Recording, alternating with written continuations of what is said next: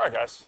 You know, today's going to be an easy day, I think, for a little while at least. And we're going to talk about the order of real numbers. Can anybody read what that number 1 says? I know it's like 3 symbols together, but how would you read that? Let's do this. What's this first one read? Can anybody read it for me? What does it say in words?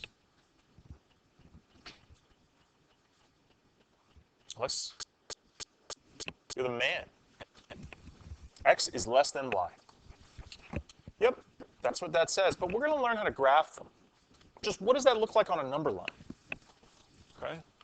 So we're going to look at 2 separate situations, right? What happens when X and Y are on the left side of the 0? Which one is X? Which one is less than? The one that's all the way left?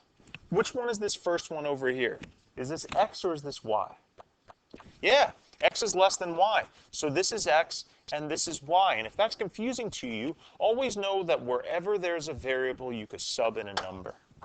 Like -2 and -1. How about in this other one over here? This other situation. What's this first one over here? Is it X or is it Y?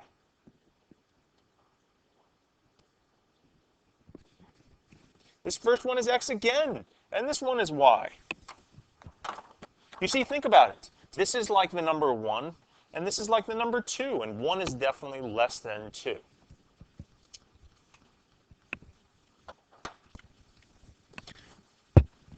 Guys, let's do this next part. What's that read? How would you say that?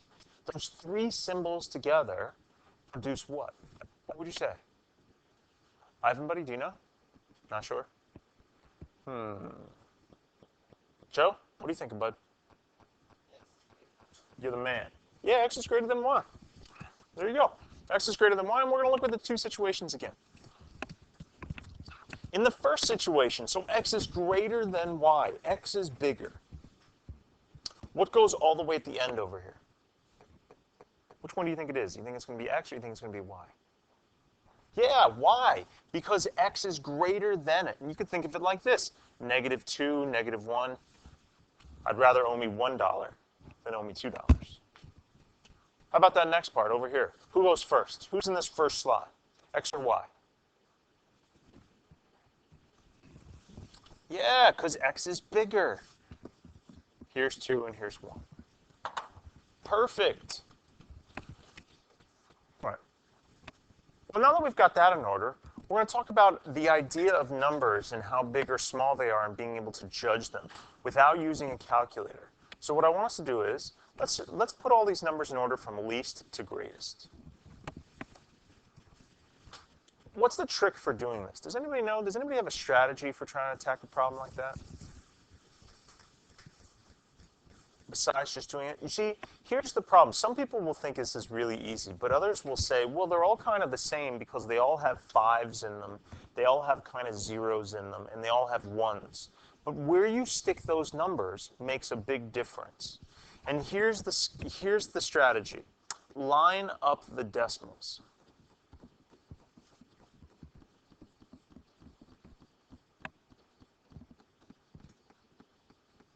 Line up the decimals. So we're just going to put them, it's going to be like 1.05, 0.159, 1.5, 0.5, 0.51. And then over here, we're going to do least all the way down to greatest.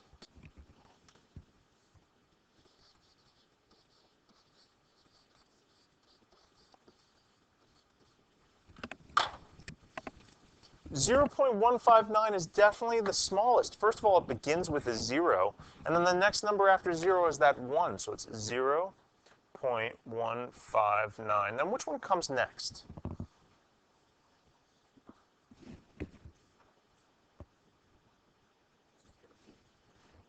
Yeah, 0.50.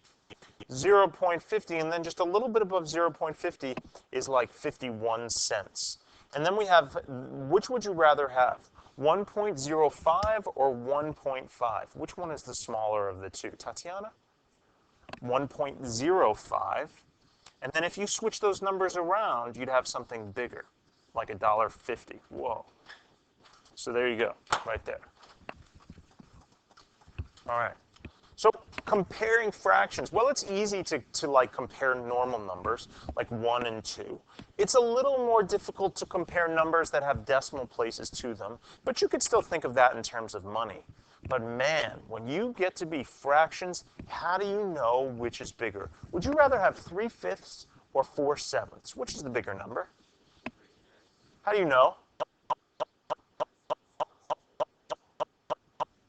Because it's closer to the number on the... How do you know?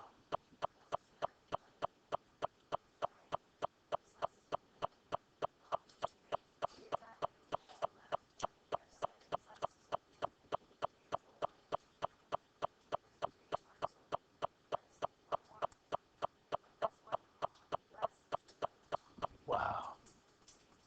I got lost. It sounded right, but I got lost. Oh, this is so hard. This is so hard. Anyways, I like the strategy. Let's see if we can figure it out. 3/5 or 4/7? Well, here's what we're going to do.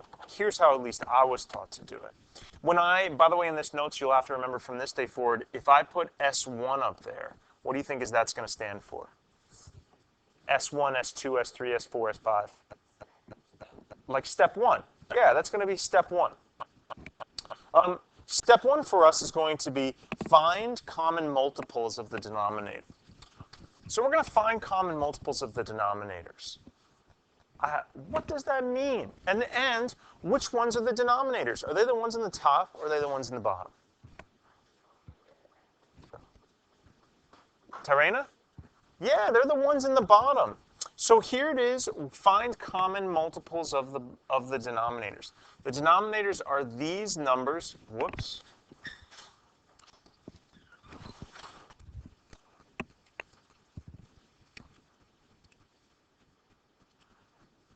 The denominators are these numbers right here. And what's a common number? What's a number both 7 and 5 could go into, if that's the correct wording for it? I'll give you an easy trick, right? Whenever they ask for a common multiple, just take those two numbers and multiply them together, right? What is 7 times 5? What is it? Yeah, the common multiple is going to be, in this case, 35. And so now what we're going to do, 35, because 5 times 7 is 35. And so now in step 2, we are going to create something called equivalent fractions. Now that we found our common multiple. So we're going to create equivalent fractions. So here we go. We got this first one. Whoops, that didn't come out too well. We got 3/5. And what we want to do is we want to multiply the top and the bottom by something so that the new fraction has a bottom of 35. What do you think we're going to multiply by? Yeah, we're going to multiply by 7, because 5 times 7 is 35, right? You take the same number that you multiplied to get this 35, and you do it to the top. 3 times 7. Who knows what 3 times 7 is? 21. Okay. Whoops. Hate when that happens. We're all out of colors. So there we go. There we go. Now, if this is confusing for anybody, let me show you why this is the case, right? If you had a calculator on you, so if you had your calculator on you, right, and you punch in 3 divided by 5, look what you get. You get 0.6. Now watch. 21 divided by 35 is the same number. Okay? Now the advantage of writing 3/5 as 21/35 is going to show up in 1 second. Grab the other fraction, 4/7.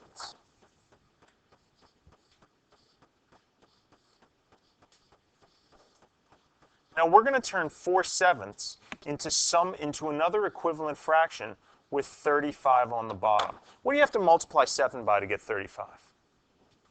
5. 7 times 5 is 35. And we're going to take that same number, we're going to multiply it by the top. 4 times 5 is how much? 20. And so, wow. Now it's so much easier to compare the two. Would you rather have 21 out of the 35 slices of pie? Or would you rather have 20 out of the 35 slices? Which one? 21. You'd rather have 21. This number is totally bigger. Whoops.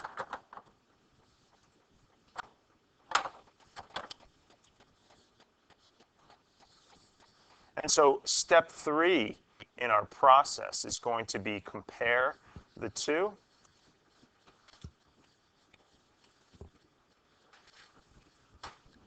(21 over 35) is totally bigger than 20 over 30.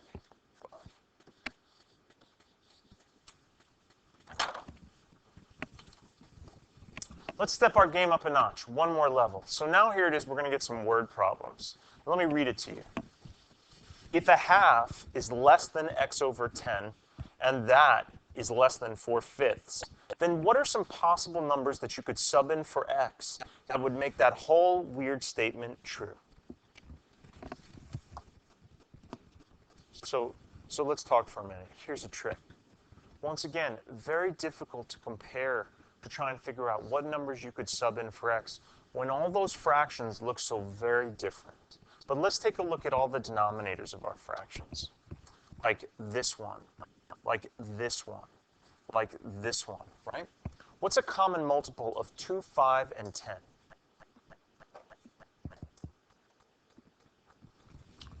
Yeah. All these guys go into 10, so let's transform them all into fractions that have 10 on the bottom. A half. How would you transform a half into something that has 10 on the bottom? What would you be multiplying top and bottom by? 5. So a half is the same thing as 5/10. And so we also have 4/5. What do you have to multiply by to get to have something with 10 on the bottom? By 2. And so 4/5 is the same thing as 8/10. And now that it's all been rewritten, check this out. Right? Here it is you have x over 10.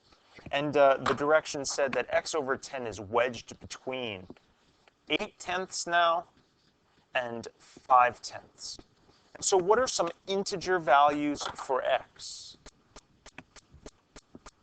What are some numbers that you could sub in for x that would make that totally true?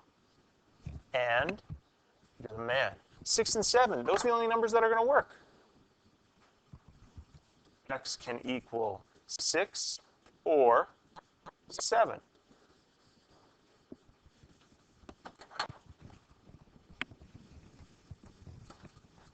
How about this? Last one until we start our homework, our classwork/homework.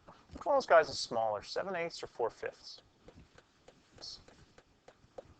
So find our common multiples. What are the common multiples? 40. And how'd you get them? Amazing, great, wonderful job. So we got 7 over 8 equals something over 40. 8 times 5 is 40. What's 7 times 5? 35. Close. And let's do it also for 4/5. 4/5. Well, 5 times 8 is 40. What's 4 times 8? 32. So which is the smaller? Which is the least? Is it 32 over 40 or is it 35 over 40? Tatiana? Which one of these two fractions is smaller? 4/5. Tatiana, great job. Yep, this one is smaller.